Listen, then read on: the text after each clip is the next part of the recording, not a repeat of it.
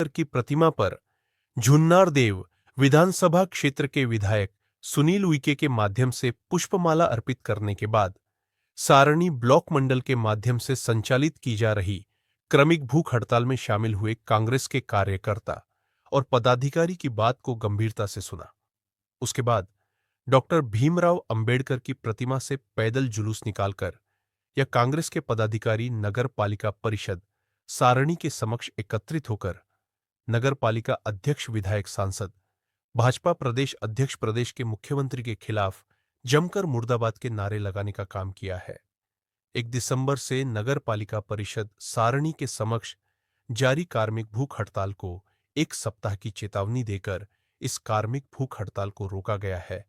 यदि 4000 की जो राशि नगर पालिका परिषद सारणी के माध्यम से मांगी जा रही है, उसे राशि में 3350। यदि काम नहीं किए गए तो इसको लेकर कांग्रेस के नेता और बड़ा और उग्र आंदोलन करेंगे, जिसकी संपूर्ण जवाबदेही नगर पालिका प्रशासन की होगी।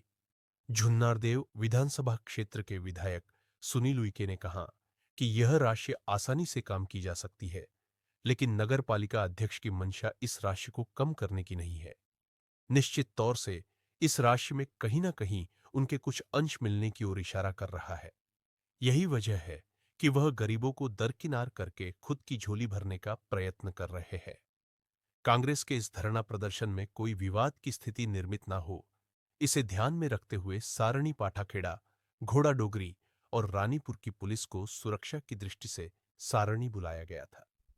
4 सूत्री मांगों का ज्ञापन कांग्रेस के नेताओं के माध्यम से नायब तहसीलदार संतोष पथोरिया को सौंपकर समस्या का समाधान करने की मांग की गई है।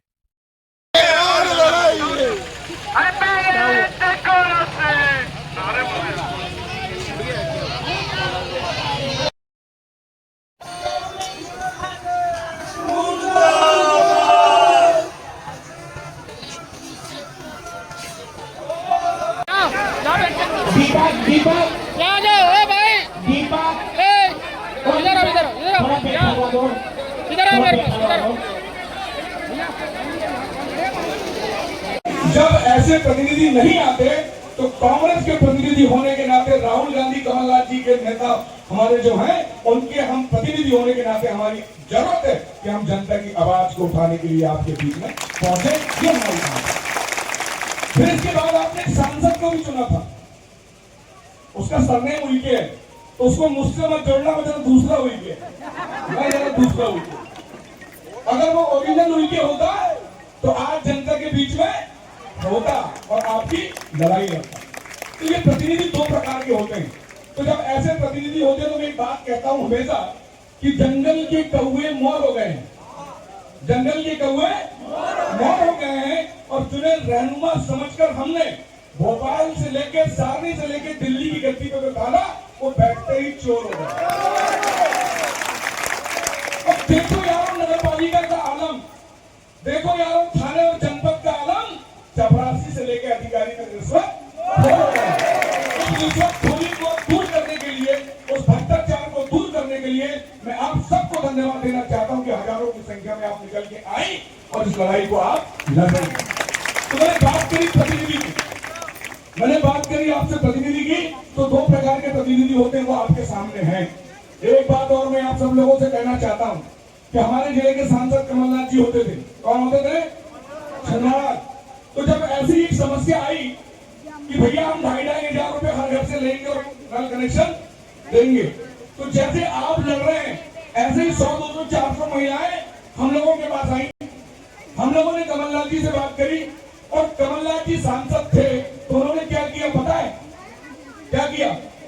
उन्होंने ये किया कि जो योजना थी उस योजना में पूरे जिले के जितने कनेक्शन थे उनके पैसे उस योजना में जोड़ के सरकार से पैसे दिला दिए, लेकिन आपसे पैसा नहीं लिया।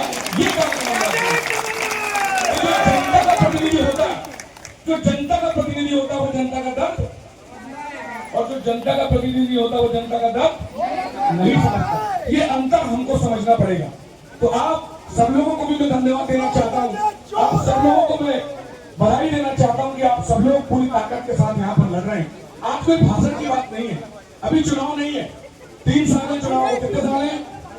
3 साल तक ना मैं हटूंगा ना बनूंगा, बन गया हूं तो 3 साल बाद आप तय करोगे हमारा भविष्य कि हम रहेंगे या नहीं रहेंगे। लेकिन अगर हम जनता की आवाज बनेंगे तो हम हमेशा चुने हुए प्रतिनिधि रहेंगे, ये बात का भरोसा है। ये बात आपको समझनी है। तो अंत में मैं आप सब लोगों से यही बात कहना चाहता हूँ कि इस लड़ाई को हमको जारी रखना। 10 मिनट में खत्म, 10 मिनट में खत्म नहीं करना। ये पत्र बहाने पानी चलाएगा, ऐसे हम लोग युद्ध कांग्रेस में बहुत पानी चलाए।